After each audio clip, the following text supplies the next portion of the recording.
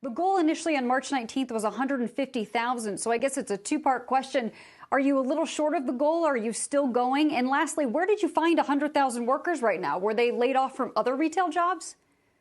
Well, it's interesting, Courtney. We're seeing it across the board, across the country.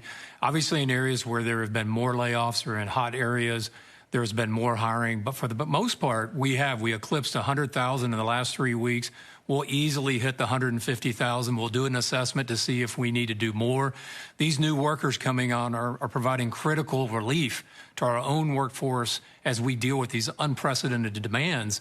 And the workforce is coming from, frankly, all different demographics. You're seeing younger people, a lot of people maybe who are in college, who now have more time on their hands to work. We're seeing it from a gender standpoint, both female, male, across the country from a geographic standpoint. So the hiring clip is robust, and we're very heartened by that because, as we know, there's been an unprecedented amount of pressure put on the supply chain and in our stores. And you've been rolling out different announcements as this outbreak has continued in order to keep both employees and customers safe. You're offering gloves and masks to associates that might want to use them. You're rolling out temperature checks, putting up plexiglass at cashier wraps. So I guess the question is do employees feel safe enough to continue reporting to work? We've heard from a number of workers around the country that are worried about working in grocery stores and essential service retailers for their own safety.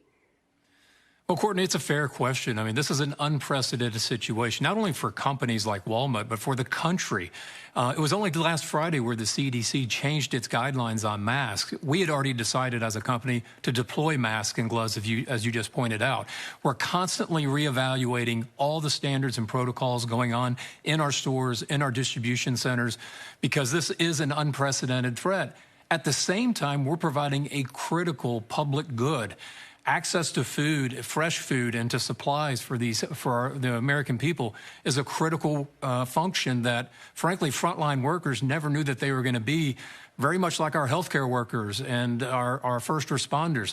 They are on the front lines of this war against this public health crisis. And so we're listening to public health experts. We're doing everything we can to provide those types of procedures and protocols. For the most part, we definitely have exceptions. We have people who don't feel comfortable. And that's why we have a PTO policy that allows them not to come to work.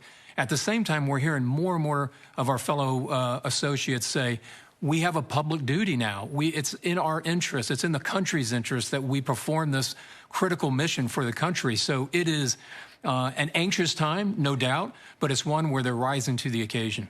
Dan, it's Kelly here back in the studio. You know, you guys had incredible sales growth. The Journal's saying 20% overall, 30% e-commerce, just huge surges. So the employees that you're hiring now, is that, you think, going to be temporary to deal with that sales surge, or are you going to permanently need a more labor-intensive workforce? It's a mix. I would say the vast majority of those are coming in as temporary workers. There are likely to be ones. We've been working with industries that have been hard hit, like the restaurant industry, the hotel industry. And so these are probably workers who are trying to spot fill until their traditional jobs come back online.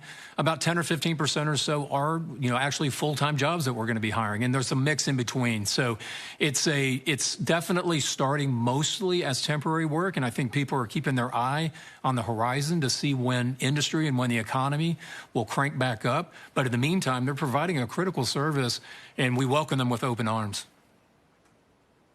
Dan, you led me to my next question, and that is, when does Walmart see the economy cranking up again, or what does the future look like?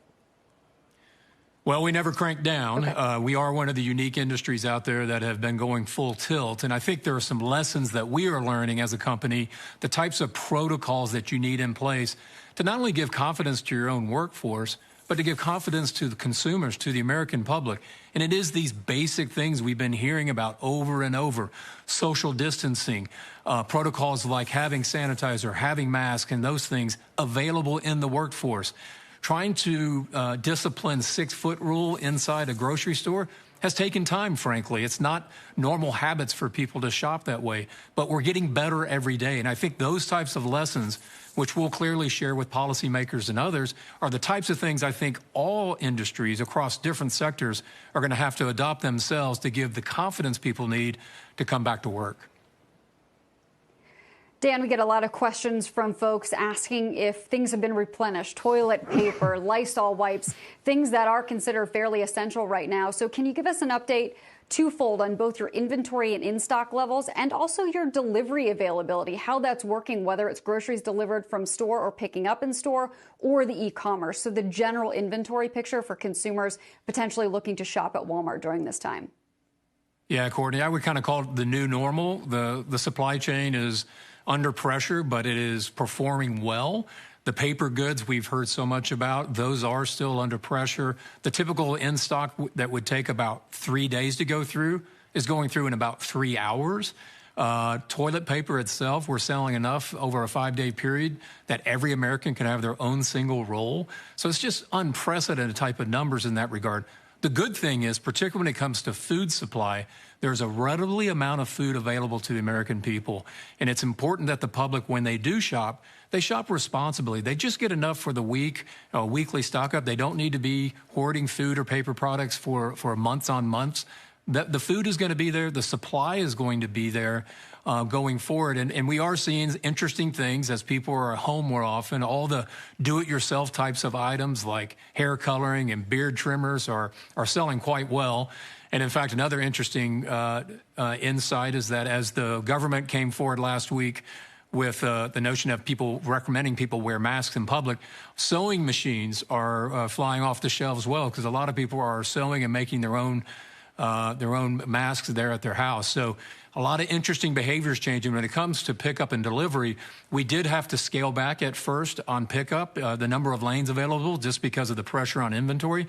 Those are opening back up, and we'll do that in a responsible way, because the last thing you want to do is to not meet the expectation of our customers. So delivery, pickup, all those things are getting hit hard, but we are getting into this new normal, as they would say.